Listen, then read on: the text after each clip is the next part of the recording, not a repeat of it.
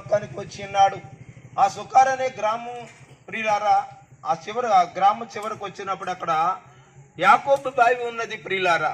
ఆయన నరమాతుడిగా ఉన్నాడు కాబట్టి ప్రియులారా, ఆయనకి దాహం వేసినట్లుగా లేఖనాలు చెబుతా ఉన్నాయి ప్రియులారా. అటువంటి సమయంలో ఆ 12 గంటల సమయంలో ఆ గ్రామంలో ఉన్నటువంటి ప్రియులారా పాపాత్మురైనటువంటి సమరయ స్త్రీ ప్రియులారా ఆ బావిలో నీళ్లు చేతుకోవడానికి 12 గంటల సమయంలో వచ్చింది. దయచేసి గమనించండి, యేసు ప్రభు హృదయ రహస్యాలు దేవుడు కాబట్టి ఆమె హృదయాన్ని తెలుసుకున్నాడు. పాపాత్మురైనటువంటి స్త్రీ ఇక్కడికి నీళ్లు చేతుకోవడానికి వస్తుంది, ఆమెను రక్షించాలి, ఆమె ద్వారా అనేకులు రక్షించబడాలి అని ప్రభు ప్రియులారా ఆ బావి దగ్గర కూర్చుని ఉన్నాడు.